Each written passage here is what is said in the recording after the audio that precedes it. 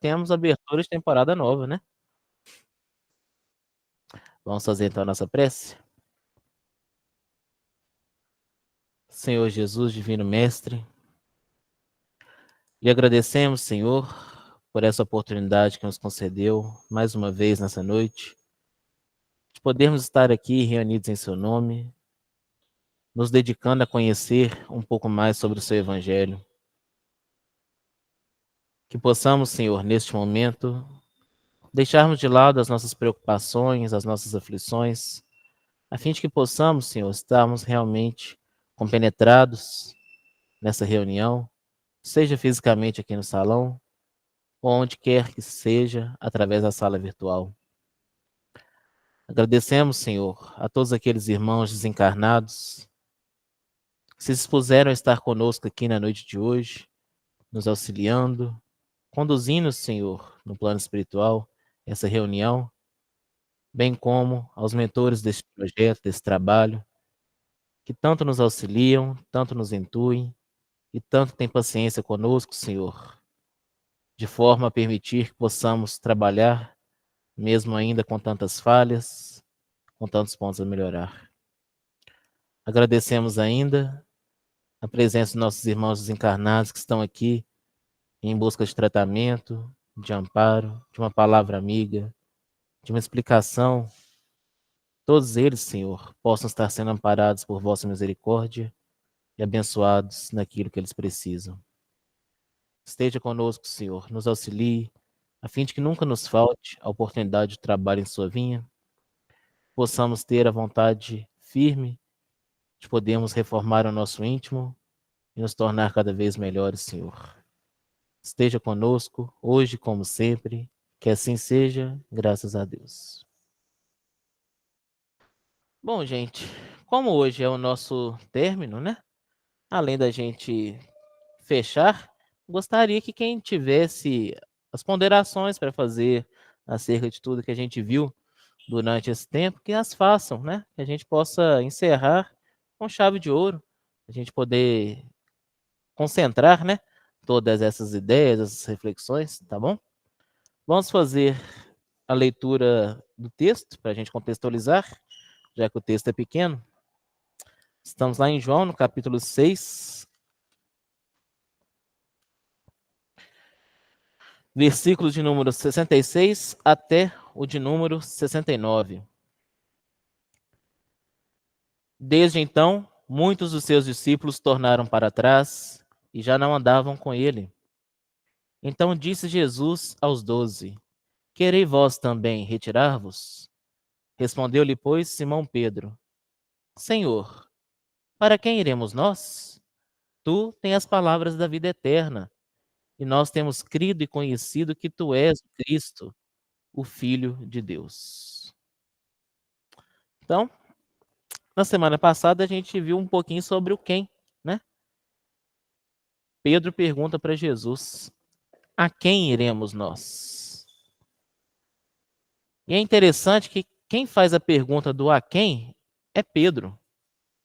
A gente já vê ali que ele já fala não por si, mas ele fala principalmente em nome do grupo, né? Então ele coloca o grupo nessa pergunta: a quem iremos nós? Então não era só Pedro quem estava perdido, ele estava traduzindo uma pergunta de todo o grupo. A gente nota que, segundo o evangelista, o próprio grupo ficou em silêncio perante a pergunta do Pedro, né? E eles não refutaram Pedro, né? Alguém poderia ter falado assim: não, Pedro, essa dúvida é só sua. Se Jesus acabar aqui agora, eu sei para onde nós vamos. Não. Era uma observação, uma ponderação que era cabível a todos eles que estavam ali, né? Nós vimos ainda que quando a gente deposita a nossa fé em pessoas, nós estamos suscetíveis a todos os tipos de desilusões, né? Sejam quais forem essas pessoas. Podem ser as pessoas que convivem conosco no âmbito profissional, podem ser as pessoas que convivem conosco no âmbito educacional, né? Às vezes a gente pode depositar a nossa fé, a nossa crença que um professor nosso, por exemplo, um mestre, um orientador, é uma pessoa de boa índole que nunca vai nos trair, e pode acontecer daquela pessoa falhar conosco, Da mesma forma que nós, enquanto na condição de mestre, por mais que não queiramos, por vezes também a gente possa levar aí uma desilusão para aqueles que nos enxergam assim dessa forma, né? Então, o discípulo, ele tem que tomar muito cuidado com isso para não depositar um fardo sobre uma pessoa que talvez não corresponda com aquilo que a pessoa consiga realmente ofertar, né? Porque na ânsia da gente querer se identificar com algum propósito maior do que o nosso, às vezes a gente enxerga que aquela pessoa é algo que na verdade ela ainda não consegue ser. Daí que vem as nossas desilusões. E acontece muito, por exemplo, dentro das religiões, a pessoa está engajada dentro do movimento espírita, por exemplo. Ela chega aqui, vê que todo mundo na briga, pessoal bacana, né? Pessoal, a gente pisa no pé do outro, quem pede desculpa é quem levou a pisada, toda aquela história, né? Aí a pessoa fica achando, não, ali realmente eu me encontrei, ali são só pessoas boas. Chega um dia que ela vê umas desavenças dentro da casa espírita. O que aquela pessoa faz? Eu não fico ali de forma nenhuma. Espiritismo é só isso aí, ó, essa pouca vergonha. Ficam fingindo aí, falando baixinho, parece que é espírito superior, né? Ninguém grita lá dentro, é uma paz. Mas a gente ouve a verdadeira face do espiritismo. Então, o movimento espírita é muito falho, né? Lá, os espíritos trazem para a gente nas obras básicas que o cristianismo, ele é o caminho. Os erros que se enraizaram no cristianismo decorrem da influência humana. Onde tem ser humano, está suscetível a ter erro, né? Não tem como a gente mudar isso. Então, por que a gente fica querendo depositar a nossa fé, então, naquelas pessoas que são passíveis de erro? A gente sabe que aquela pessoa, se ela não está errando agora, pode ser que ela venha errar. Com certeza ela já errou em vários pontos também, né? Então nós, enquanto discípulos, a gente tem que tomar um cuidado muito grande com isso. Porque às vezes a gente cria confusão que a gente mesmo caçou. Porque a gente deposita a nossa fé nessa pessoa e como a pessoa ainda não consegue nos ofertar isso, a gente fica desiludido, desanimado, né? Bom, e Jesus? Quando a gente fala de Jesus, aí a coisa já muda de figura. Porque Jesus, muito mais do que um líder, muito mais do que um mentor, ele é um mestre que ele testifica as coisas. Ou seja, ele coloca em prática aquilo que ele fala. Essa é a grande diferença dele para todos os outros mestres, né? Muito do que Jesus trouxe não era novidade. Os fariseus falavam naquela época, mas Jesus adverte eles, as pessoas, ó, vocês podem fazer tudo aquilo que eles falam, mas não faça aquilo que eles fazem, porque eles não cumprem com aquilo que eles falam, né? Eles tinham um grande conhecimento da lei, só que esse conhecimento da lei eles utilizavam mais para poder julgar o outro do que para poder se... Como é que é a expressão que você usou, Hernandes? Se modificarem. Eles utilizavam muito mais esse conhecimento para poder julgar do que para poder transformarem o seu íntimo. Você estava fazendo... Boa noite, pessoal de casa. Você estava fazendo uma abordagem tão bonita do nosso cotidiano, da nossa vida entre nós, e eu fiquei presa lá, aí de repente você passou para Jesus, eu falei, não vai dar para competir com Jesus, não. Então eu vou te interromper, segura aí onde você está. Tá, vou segurar. Segura, não esquece. Porque como você já entrou em Jesus, aí o que eu vou falar não cabe. Para Jesus, não. Ele já superou. Essa fala sua, esse comentário sobre as desilusões, né?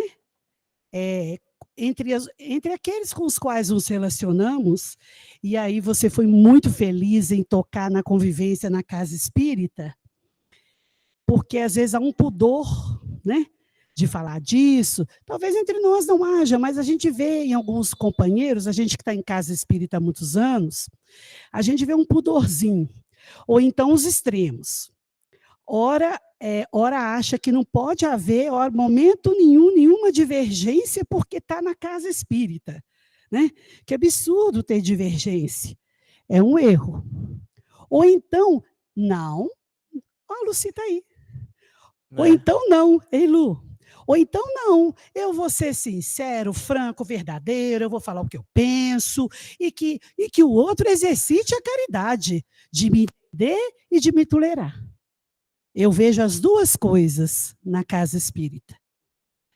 Pelo tempo que eu já estou em casa espírita, né? Então a gente acaba vendo de tudo. Como a gente sabe que o espiritismo não tem nada a ver com o espírita, que uma coisa é a doutrina espírita, outra coisa é o que nós fazemos dela? O movimento espírita é feito pelos humanos, que são perfectíveis, mas ainda imperfeitos. Então, o movimento espírita tem seus problemas, mas o espiritismo não. A doutrina espírita tem a sua pureza doutrinária e cabe a nós preservá-la. Então, eu vejo, sabe, Cláudia, às vezes esse desequilíbrio.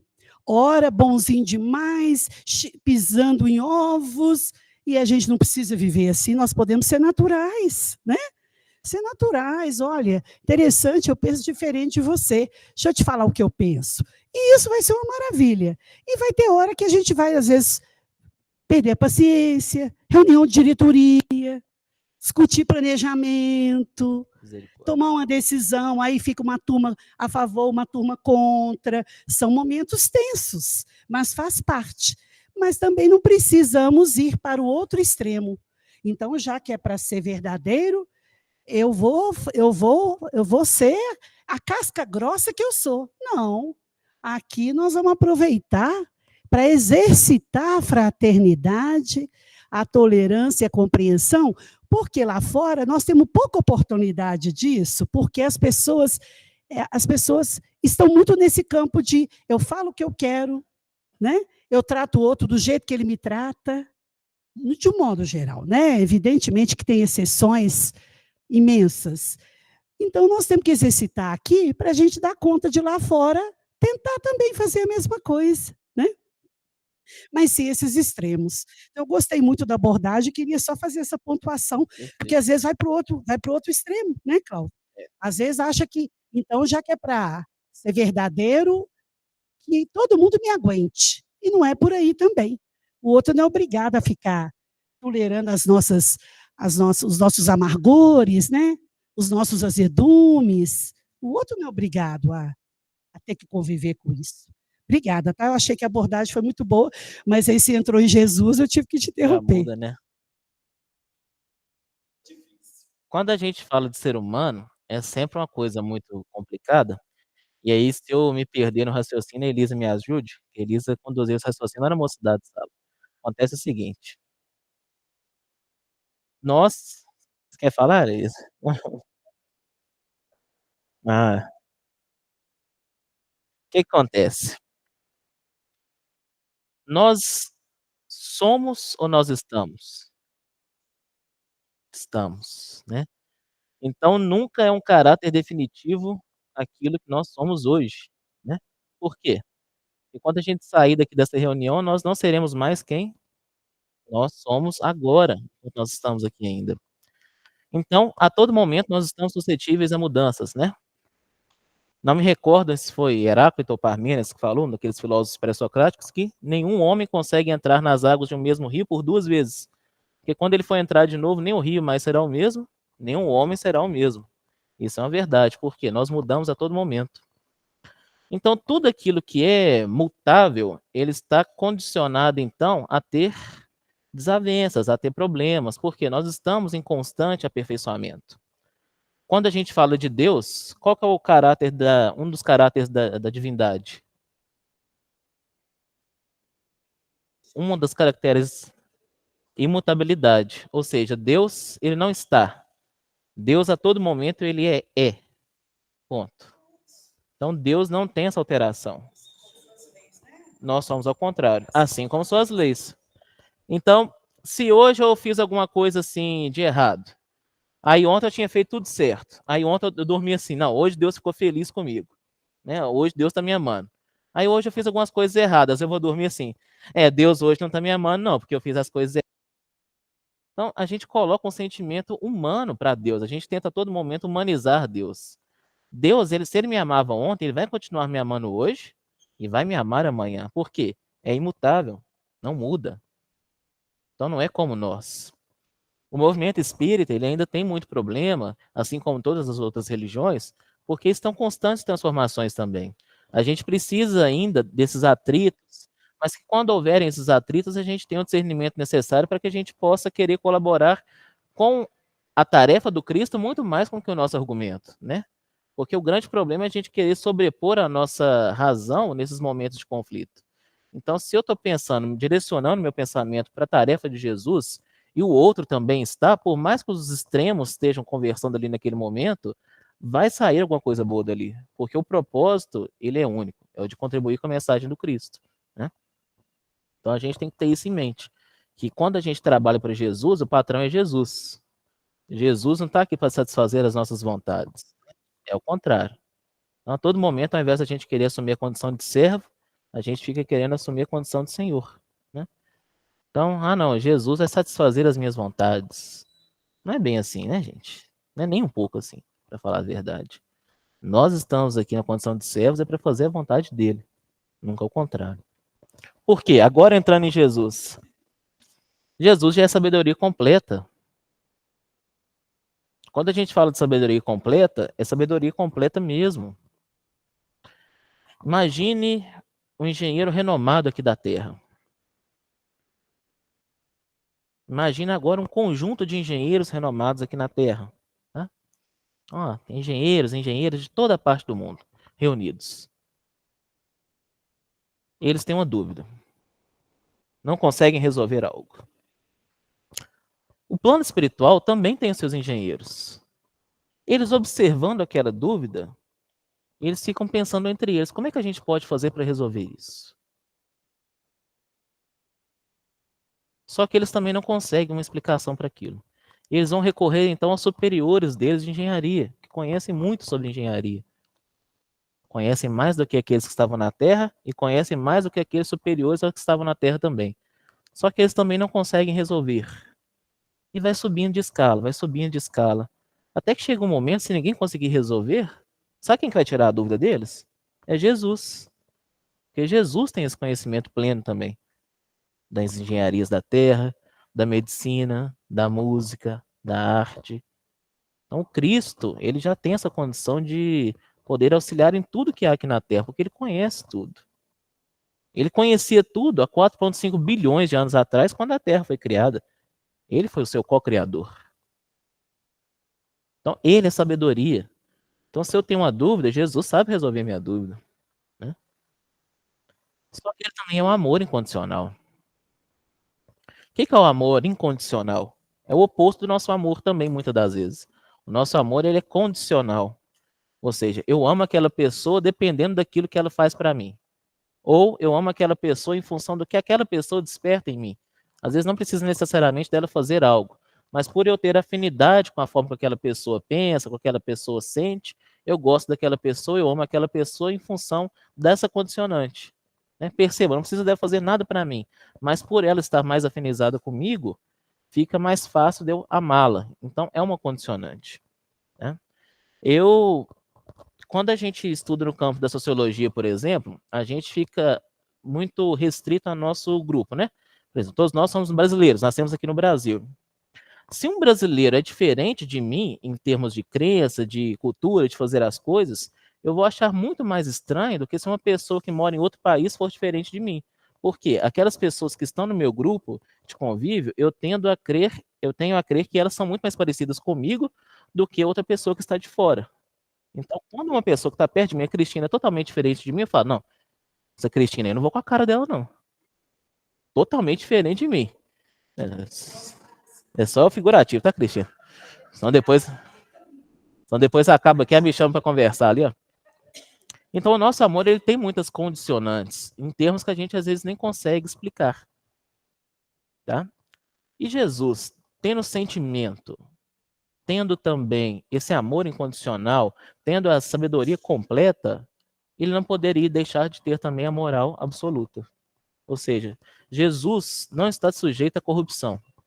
Jesus não está sujeito ao nosso orgulho, à nossa vaidade. Tá? Nós vamos ter um seminário, a Jussara vai falar sobre isso depois, quando for a vez do seminário lá de renúncia, mas tem uma figura lá que é a Alcione. A Alcione, antes dela reencarnar, o que acontece? O mentor vira para ela e fala assim, Alcione, você tem certeza? Alcione, se nós formos olhar da nossa ótica, Alcione já era um anjo perto da gente. Ela não tinha mais nenhuma necessidade de reencarnar mais. Aqui na Terra, sim, perfeitamente. Só que nesse caráter missionário, ela quis vir. E ela foi indagada. Você tem certeza? Olha, lá embaixo as coisas são difíceis, né? Lá embaixo nas minhas palavras, tá, gente? As coisas são difíceis. Você pode vir a falhar. Você não tem essa necessidade mais. Dos espíritos que vieram aqui na Terra, o único que não tinha condição nenhuma de falhar foi Jesus. O resto, todos estavam suscetíveis ao erro ainda. Exceto Jesus. Então, Jesus estava muito acima dos desígnios da matéria. Ele era senhor da matéria, não era escravo da matéria, né? Nós somos ainda escravos da matéria em muitos pontos. É aquilo que nós falamos lá no comecinho lá dessa temporada nossa, e convém ressaltar. Por quê? A gente se diz monoteísta a todo momento. Só que a gente tem relações com o materialismo a todo momento também, né? A gente coloca o materialismo acima dos nossos desejos espirituais. Naquelas resoluções de ano novo que a gente faz, que a gente citou o exemplo. Não, esse ano eu quero comprar um carro novo, eu quero reformar minha casa, eu quero fazer uma dieta para melhorar meu corpo, eu quero entrar na academia, eu quero fazer aquela cirurgia plástica, eu quero fazer um monte de coisas. Os atributos espirituais que eu quero adquirir, quando eu coloco eles, está lá no final, quando coloco, né? Quando aparece lá na listinha. Então, a todo momento, a gente fica, então, tendo essas tendências mais materialistas. Para Jesus, nada disso importa. E mesmo os espíritas.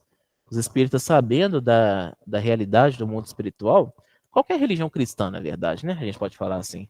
Eles sabendo que a vida não cessa com a morte do corpo físico, que é perecível, a gente deveria se preocupar muito mais com as questões do espírito do que com as questões da matéria.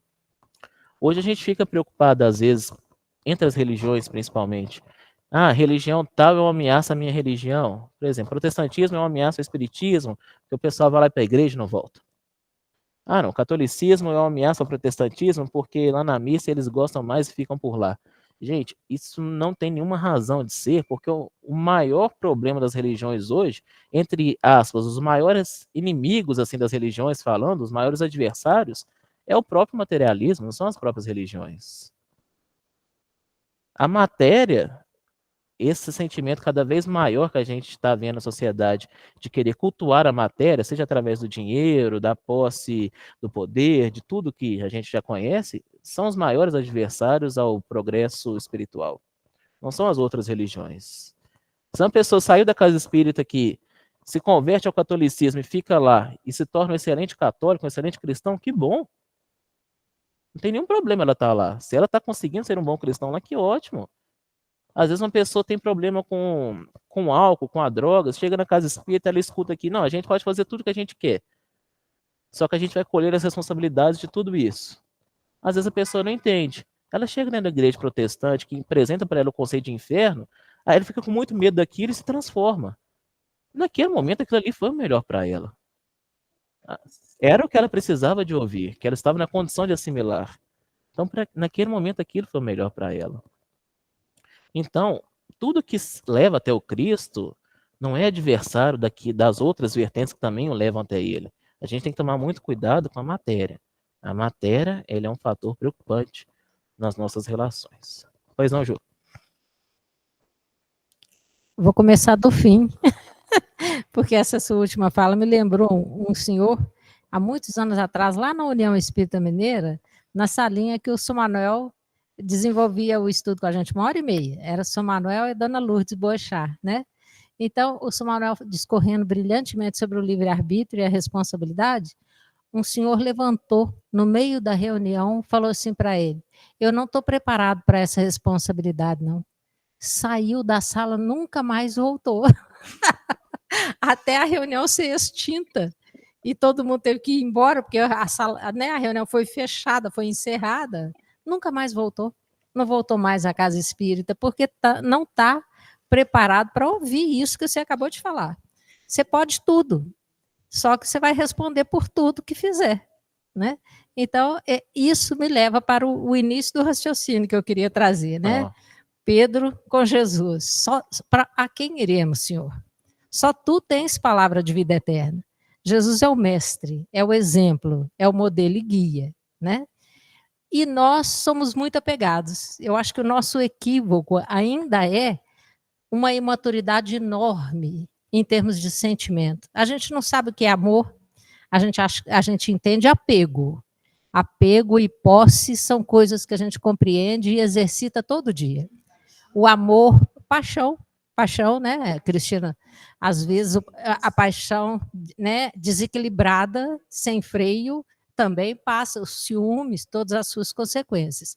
Mas a gente não compreende o amor autêntico, aquele que entrega para a pessoa o direito de ser ela mesma, que concede a verdadeira liberdade, a gente não dá conta. Né? E a pessoa que é livre, ela vai aprender pelos caminhos dela. Só que eu não quero. Eu quero que ela aprenda pelos caminhos que eu escolhi para ela.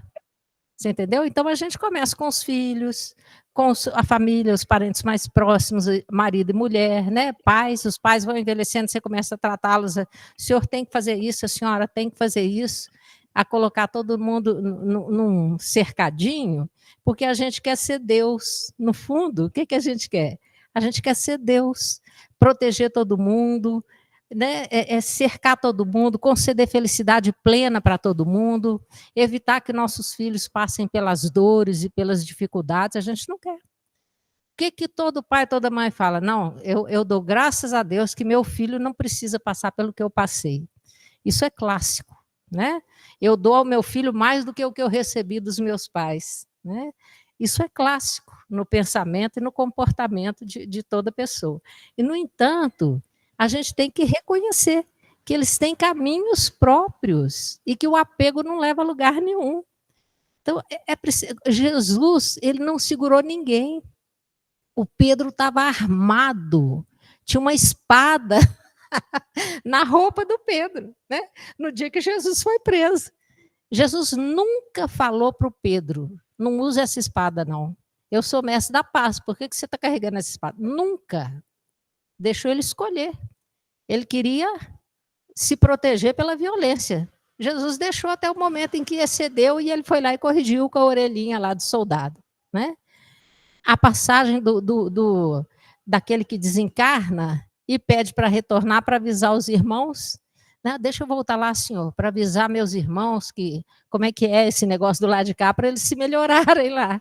O que na parábola que Jesus conta, o que é respondido para o Lázaro, né?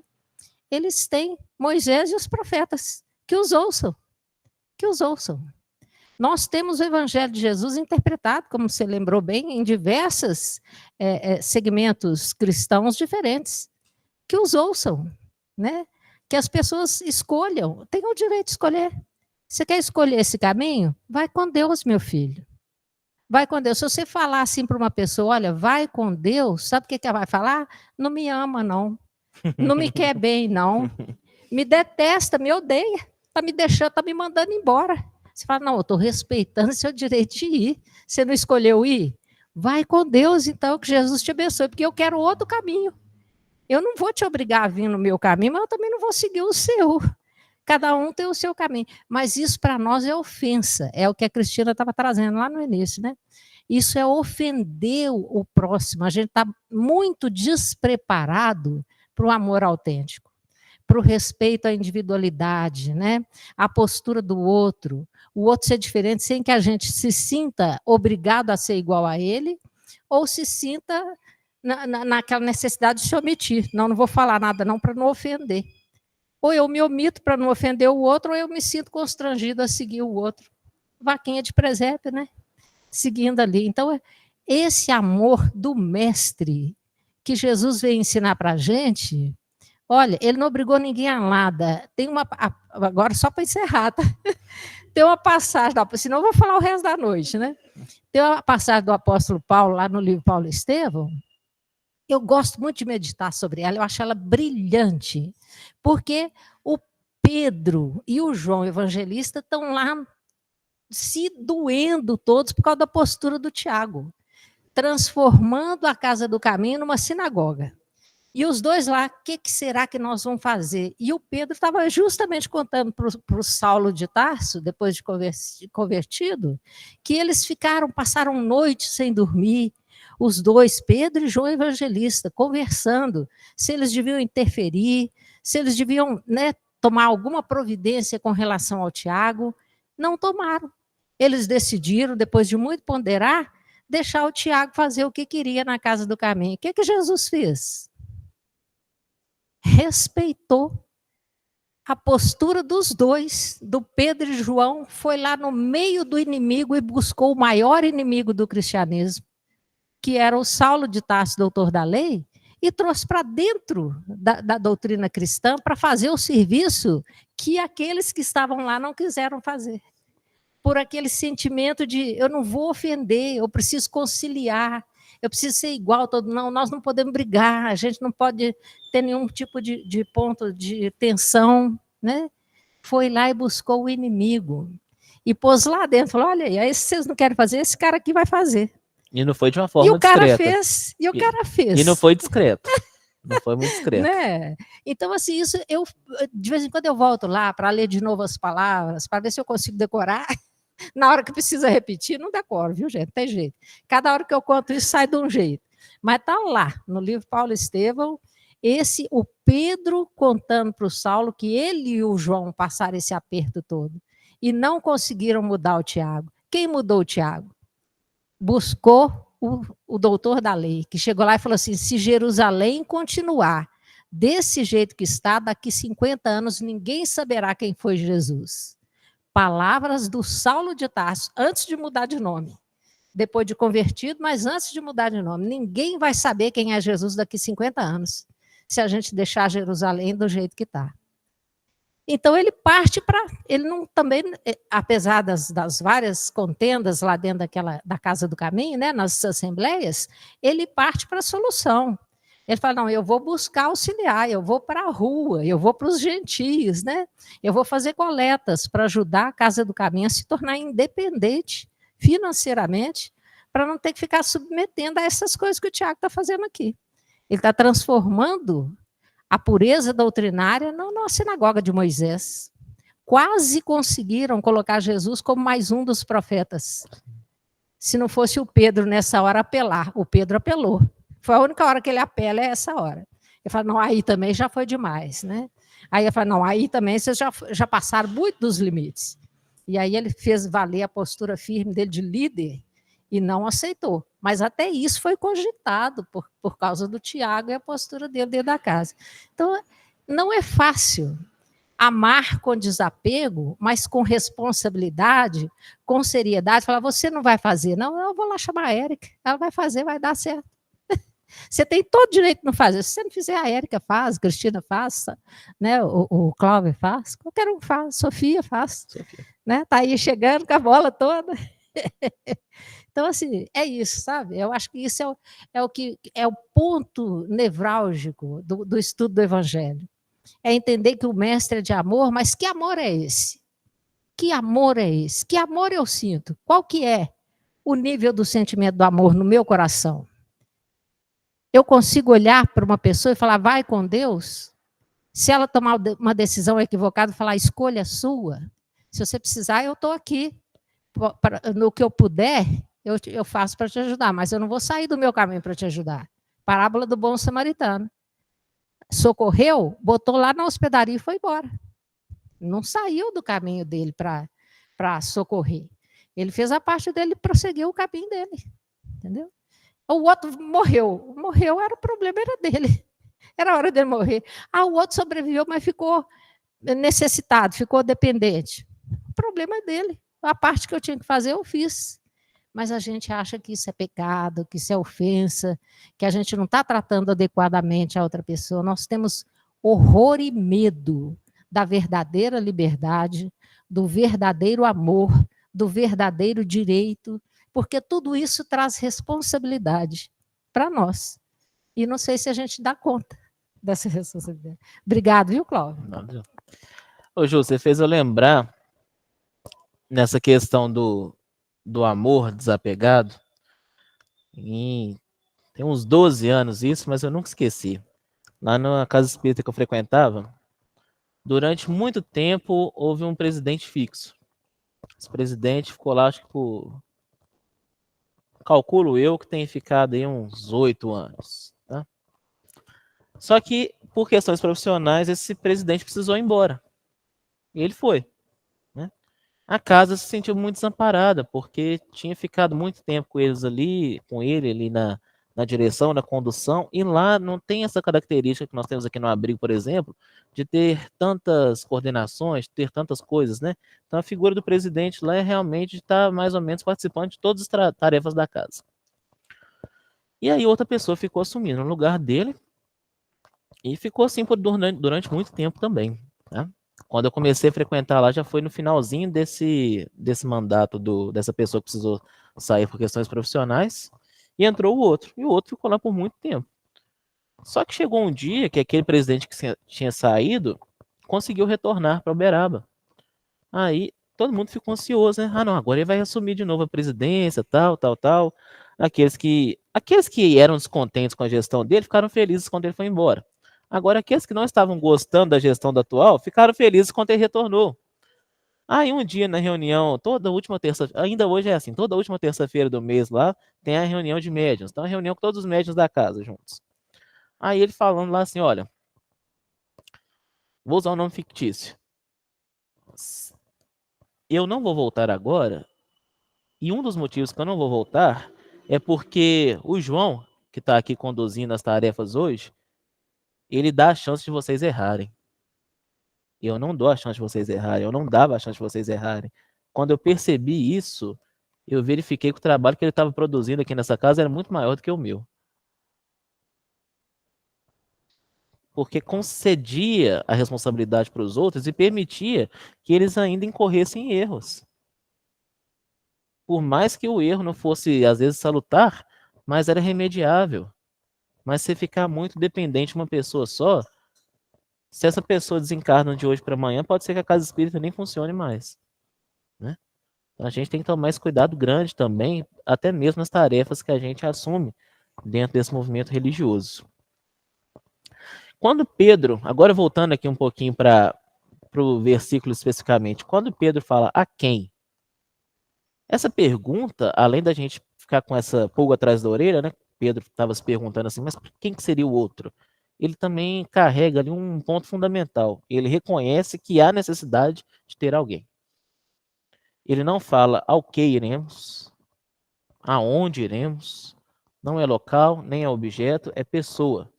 Ele reconhece que era preciso ter uma pessoa como âncora. E que outra âncora poderia ser melhor do que Jesus?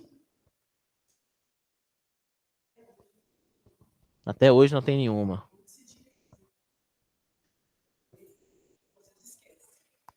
E agora, e vocês percebem também que essa pergunta de Pedro, ela traz também não só uma dúvida, mas um sentimento de aflição? Porque muitos discípulos tinham abandonado Jesus. De desamparo. Porque, olha só, e agora? Eu estava com ele esse tempo todo, o mestre, o próprio Jesus, o Cristo. E agora, para onde que eu vou? Por quê? O que eles percebem? Se eles ficassem... Imagina o seguinte, Jesus vendo todo mundo dispersando. Aí eles iam também. O que ia acontecer com o colégio apostólico? O que ia acontecer? Jesus ia buscar outros, mas fala com eles. Com eles. O que seriam deles? Quem que vai nos acolher igual o mestre nos acolheu, né? Era a maior referência que eles tinham ali. Sem Jesus, eles se sentiam completamente vulneráveis, expostos ao vazio, né? E retomando um pouquinho daquilo que a gente falou na semana passada, o nada, ele é muito amedrontador. O nada, ele causa muito medo. Por quê? Se eu tenho a maior referência de amor, de sabedoria, e agora eu me deparo com nada, não é meio assustador? Não causa aflição? É como se a gente perdesse aquela pessoa na nossa vida que a gente sempre confiou, sempre confidenciou, sempre foi uma âncora para nos iluminar, nos aconselhar, aquele suporte. Só que é um nível muito maior, que nós estamos falando de Jesus. Né? Como é que a gente se sentiria no lugar desses discípulos? Pois não, Toninho? Ô, Clóvis, eu vou aproveitar essa colocação que você fez em cima dessa pergunta, né? A quem iremos, que é a referência que o Pedro vai usar aí nesse diálogo com Jesus, e vou usar um recurso cultural para a gente tentar entender isso. Jesus se torna para eles uma referência porque ele é reconhecido como o Messias prometido. E o Messias prometido, no meio da cultura judaica, é uma referência pilar para eles. Porque é uma promessa que vem desde Moisés e que vai passar pelos profetas. Então nós estamos falando de gerações. Gerações envolvendo aquele agrupamento, aquela comunidade, com uma esperança que eles não perderam. A esperança de que esse Messias, que tinha sido prometido para eles e que viria com esta condição, esse objetivo de libertá-los, ele estava ali. Ele foi reconhecido. Eles reconheceram em Jesus essa figura. Por tudo que Jesus fez, por tudo que Jesus apresentou. O Pedro mesmo, em certo momento, diz assim: tu és o Filho de Deus, porque se não fosse, não teria feito o que fizeste. Não tem como fazer o que você fez se não é um filho de Deus, um enviado direto de Deus para a gente. Então, essa figura que se consolida na mente deles, baseado em todo esse aspecto cultural, é muito relevante. Isso é muito importante. Então, vamos imaginar nós, se nós não tivéssemos a referência de Jesus para seguir, que é o nosso modelo, é o nosso guia. A gente não precisa de outros modelos, de outros guias. A gente não precisa. Se a gente seguir os parâmetros de Jesus nesse sentido, a gente vai caminhar de forma tranquila, suave, serena. Só que a gente não faz essas escolhas, né? Aí corre por nossa conta, como a Jussara muito bem colocou na reflexão que ela trouxe. Mas vamos imaginar que a gente não tivesse. E que a gente também tivesse nessa ânsia, nesse aguardo. E aparece essa figura para nós, hoje. Nós também não nos apegaríamos a ela. Olha, aquela pessoa, aquela figura é para mim uma referência. E eu estava aguardando essa referência. E eu me sinto seguro nessa referência que eu passei a ter. Então, tentando entender essa pergunta do Pedro, né, nesse trecho que você trouxe, essa visão que eles têm de Jesus é uma visão muito ampla, com o objetivo de que o que eles tinham enquanto esperança que eles aguardavam se concretizou. Se Jesus diz assim, né, vocês também querem me abandonar? Vocês também querem, né, se dispersar?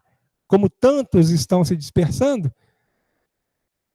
Aí traz essa angústia de novo. Mas se a gente não tiver você, a quem que a gente vai? Então, o a quem, no meu ponto de observar essa colocação do Pedro, está baseado na referência que Jesus se torna de forma palpável, inclusive, para eles. É o Messias que a gente estava esperando, e o Messias chegou, e ele está aqui. E eu tenho certeza que ele é o Messias, porque eu vi ele fazer coisas que, se ele não fosse o Messias, não iriam acontecer. Imagina, gente, nós estamos comentando isso aqui, mas imagina se Jesus se materializasse aqui agora, para nós. Aqui, agora, nesse momento. E virasse para ele e falasse, sabe esses comentários todos que vocês estão tecendo aqui, sobre essa mensagem que eu deixei há 2 milênios? Estou aqui, qual que é a dúvida que vocês têm? E aí? Eu me recordo, mencionando isso, eu me recordo de um comentário do Haroldo sobre um encontro do Chico com a LBV, lá em 1954. tinha surgido um livro, eu não me recordo o autor espiritual, se alguém se lembrar, se o Cláudio se lembrar, porque a gente já comentou sobre isso uma vez, pode mencionar aí. E esse livro, ele trouxe informações do plano espiritual que eram muito novidade. Ramatiz. Ramatiz, obrigado, Cláudio.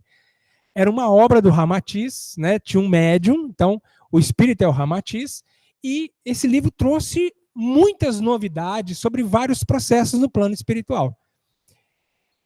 E o pessoal ficou meio pé atrás, assim, com tantas informações novas.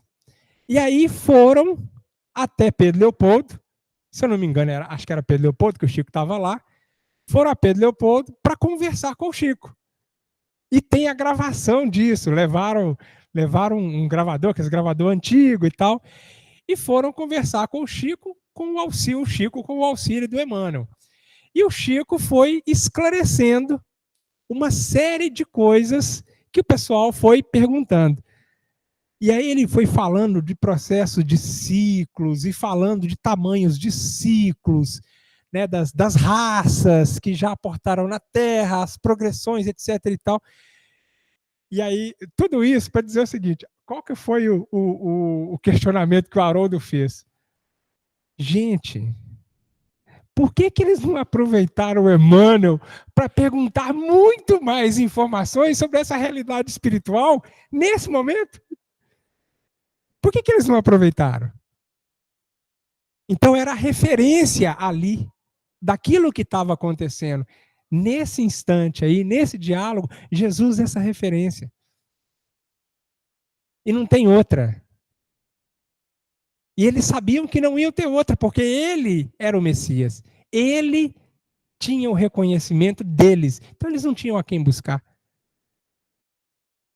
Era isso. Toninho, complementando o que você quer falar, Érica? Complementando sua fala, e também só para citar o terreno que Jesus planta essa semente do discipulado nesse colégio apostólico, porque quando a gente lê o texto bíblico, aí a gente já entra dentro do campo da hermenêutica, né? Que a hermenêutica, o que é? Essa ciência de interpretação do texto bíblico. A hermenêutica é como se fosse uma lente, tá? Então nós temos aqui a mesma coisa, mas com possibilidades de leitura em função das diferentes lentes, cada um vai conseguir ler uma coisa. A gente entende o texto judaico a partir do nosso ponto de vista cristão, porque a nossa lente para ler o texto judaico é o cristianismo. Tá? O judeu, quando ele lê o texto do Antigo Testamento, que nós chamamos de Antigo Testamento, ele está lendo sobre a ótica judaica. A ótica judaica, ela se justifica por si mesma, ela não precisa da lógica cristã para poder existir. Então, uma lógica que tem fundamento em si mesma e se justifica por si mesma, tá? Então, naquele momento, o que existia ali era judaísmo. O colégio apostólico, eles tinham o judaísmo. Então, eles estavam, como o Toninho falou, na ânsia de encontrar o Messias. Só que, olha só o tanto que esse terreno dos discípulos ali eram férteis, porque eles conseguiram reconhecer Jesus, o Cristo na figura de Jesus. Se eles fossem na Isaías 53 e vissem lá tudo que estava descrito lá depois que Jesus desencarnou, eles voltassem lá e fossem ver lá o que estava descrito lá pelo profeta, eles falam, não, isso aqui já aconteceu, foi ele. Só que se você pega um judeu hoje, que enxerga o Antigo Testamento pela ótica judaica, que não admite o cristianismo, ele não vai virar para a gente e falar que aquilo ali foi Cristo.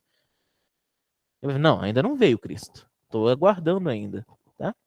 Então, o terreno que Jesus planta essa semente era um terreno muito bem fertilizado. A semente germinou de uma forma muito bonita ali, mesmo com vasos tão imperfeitos. E agora, nessa pergunta do Pedro, uma coisa que é importante a gente observar. A quem iremos nós? O que o ir significa? Para a gente ir, precisa de ter o quê? Movimento, né? Fernandinho, é um verbo, né? O ir. Sair da inércia, né? Romper com a inércia. Então precisa de ação, movimento. Para quem iremos nós? Reformulando a pergunta. Quando a gente deixa Jesus de lado, para onde que a gente vai? Corroborar aí pelo que ia falar. Boa noite, gente. Eu vejo o seguinte, primeira questão que eu gostei muito, colocou muito a questão do amor. Essa dificuldade que nós temos na questão do amor, isso em todos os locais, é intrínseco já do ser humano, né? Mas, como nós estamos aqui numa casa espírita, na intenção de melhorarmos, então, o pouco que a gente tentar, este amor, que não é um amor comercializado, né? Ah, se você fizer isso para mim, e tal, né? Igualzinho tem aí. E como muitos dos seres humanos tratam Deus como se fosse um ser que vai fazer tudo para ele, e ele ficar ali no stand-by, ali, né? Na tranquilidade, isso também não procede com relação a qual é a divindade, né? Agora, esta questão principal aí que você disse, da movimentação, nós podemos usá-la hoje para nós. Com certeza. Todos os textos não são antigos e eles não podem ser retratados e movimentados no nosso âmbito de hoje. Como que nós vamos proceder com isso aí? Nós colocamos nós no lugar do Pedro lá. Será que nós estamos tentando, pelo menos, estar próximo, né, de Deus? A própria prática, né, nós, como seres humanos, será que nós estamos focados, igualzinho você falou mais cedo, para atingir o objetivo que é isto? Ah, é muito difícil? Dificílimo. Todos os lugares que tem os seres humanos tem as contendas, tem as dificuldades, né? Tem as resistências, cada um pensa diferente. Pensou, né? Igualzinho tem um filósofo que faz assim, nós somos iguais, por isso nós somos diferentes. Nós somos diferentes, por isso somos iguais. Porque nós somos diferentes, mas somos iguais. Cada um tem a sua diferença, né? Então, se a gente atentar para essa questão principal de tratar o próximo assim, como realmente Jesus pediu, ó, você tem que tratar como você gostaria de ser tratado, né? Em qualquer lugar, em qualquer circunstância, e mesmo que você erre com esse próximo em determinado momento, que tenha lá a sua hombridade de chegar e falar, ó, eu errei com você aí, eu te peço perdão, te peço desculpa aí, eu não estava bem e tal. Porque em todos os lugares tem a questão das contendas, da dificuldade, do pensar diferente. Enquanto ser humanos, o que a gente tem que fazer? É tentar, né, coadunar aquilo, todas as mentes, e sair para uma situação resolvida. Não é só aqui não, todos os lugares. Você vai numa escola, você vai aonde tiver pessoas, em qualquer lugar. Então, aí parte de cada um conforme ele ensinou. A dificuldade maior é essa. E essa dualidade entre o ter aqui, estar aqui por uma necessidade da carne e não estar com a afinidade da espiritualidade, isso aí é outra coisa difícil. Porque, eu penso que eu devo de ter isso, não que não tenha, né? Mas se pensar mais naquilo e não praticar a coisa da divindade, do que Jesus pede, está distante anos-luz de evolução. É nesse sentido aí. Beleza? Boa noite. Obrigado, senhor Eli. Isso aí que o senhor falou, a gente agora volta para a reflexão que eu acho que é mais importante dessa passagem. Não vou falar mais, mas uma das.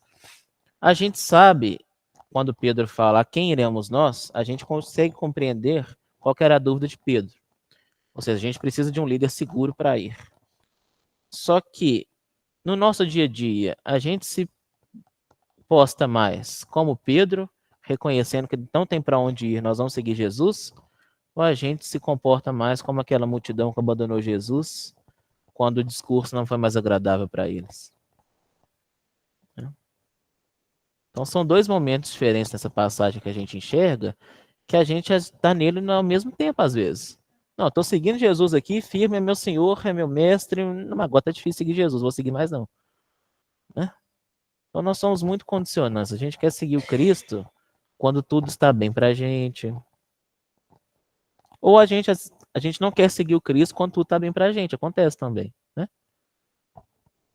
Porque está tudo normal, para que eu vou querer seguir Jesus? Vou fazer as coisas que eu gosto lá na matéria mesmo. Vou vivenciar a carne, vou dar vazão aos meus sentimentos. Se a coisa apertar, eu volto para Jesus. Né? Aí eu volto. Aí, se o negócio aperta, eu volto. Pela dor. Então, para a gente encerrar aqui, né? O seremos nós é muito além de uma pergunta retórica. E o bom do texto bíblico, do Evangelho principalmente, é isso, é a mensagem temporal. Né? Ela não é vinculada ao tempo, ela não é vinculada ao local. Ela pode ser aplicada onde quer que a gente esteja, em qualquer situação. Né? Por isso, quando a gente aprende, interioriza, a gente consegue assimilar aquilo ali verdadeiramente, a gente consegue aplicar em qualquer lugar. Né? Então, o que uma pessoa viu direto de Jesus naquela época, hoje, estudando o texto evangélico, entendendo aquilo e aplicando, funciona da mesma forma. Porque os tempos mudam, mas a essência humana, ela é do Criador, não muda.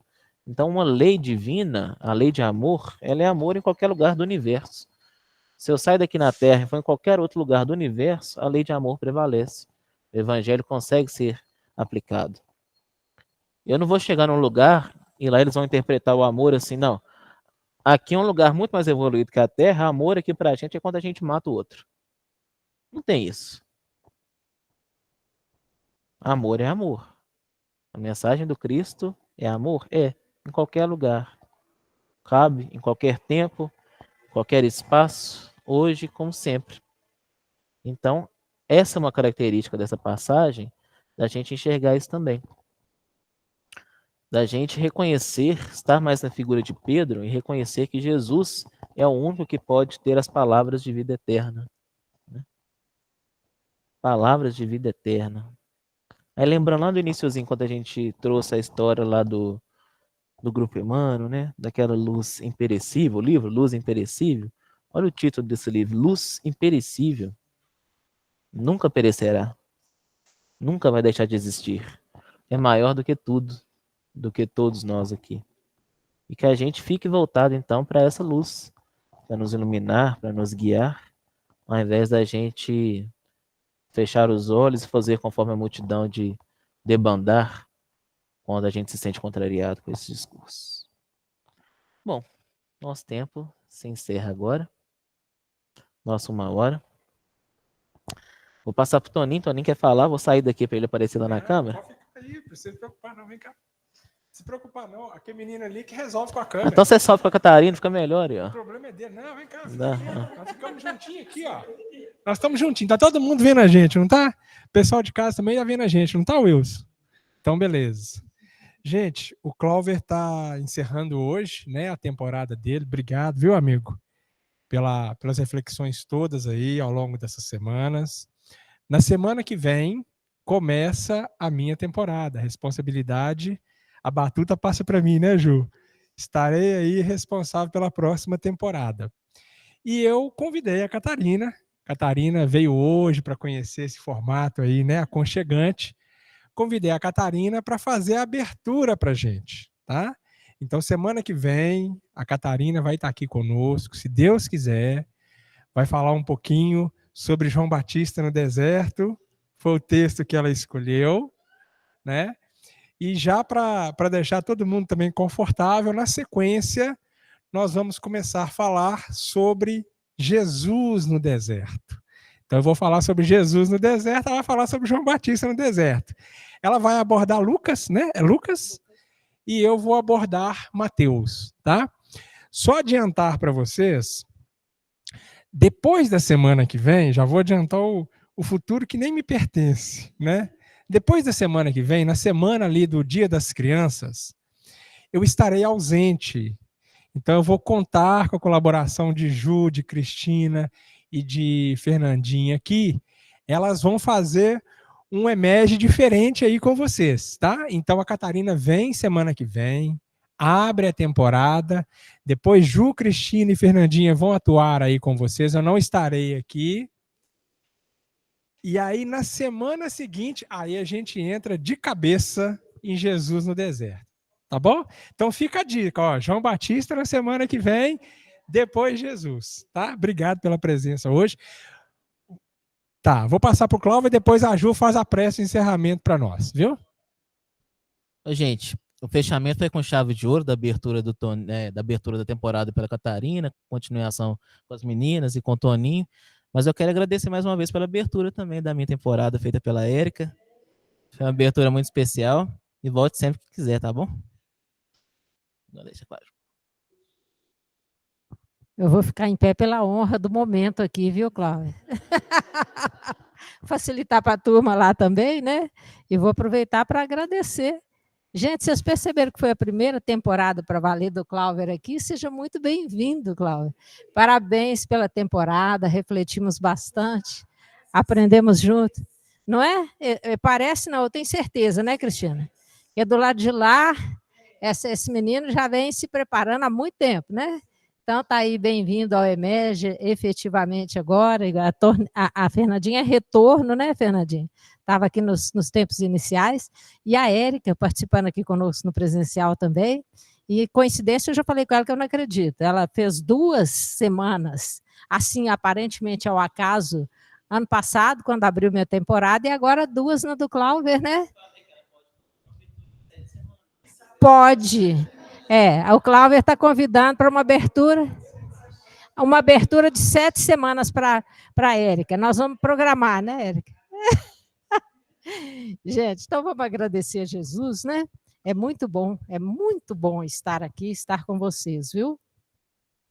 Jesus querido, mestre amado, nós te agradecemos tanto, Senhor, pela oportunidade desta reunião, pelas reflexões que aqui surgem naturalmente, inspiradas pelos seus trabalhadores do plano espiritual, caridosos, generosos, incansavelmente nos amparando, assistindo e conduzindo neste aprendizado. Quanta alegria, Senhor, podermos adentrar a uma parte do teu pensamento, compreender, ainda que inicialmente, a tua mensagem da Boa Nova. Te rogamos que nos auxilie a equilibrar o nosso próprio coração, a assimilar os teus ensinamentos e a sermos úteis onde quer que estejamos, primeiramente a nós mesmos, na nossa jornada evolutiva. E em assim procedendo, que possamos contribuir nas jornadas daqueles que caminham conosco. Abençoa as crianças que chegam, nossa querida Sofia, iniciando agora a sua jornada. Abençoe aqueles que chegam ao fim, que se despedem desta reencarnação e retornam ao plano espiritual. E abençoe a todos nós, Senhor. Erros e acertos colocamos diante de vós, do teu coração, dos nossos mentores, dos espíritos queridos que nos acompanham, que por nós torcem, que por nós intercedem com muito amor e caridade. Ajuda-nos, Senhor, a sermos dignos destes momentos. A quem iremos, Mestre, se só Tu tens palavra de vida eterna? Sê conosco, hoje, como sempre, porque muito necessitamos da Tua presença entre nós. Que assim seja. Muita paz.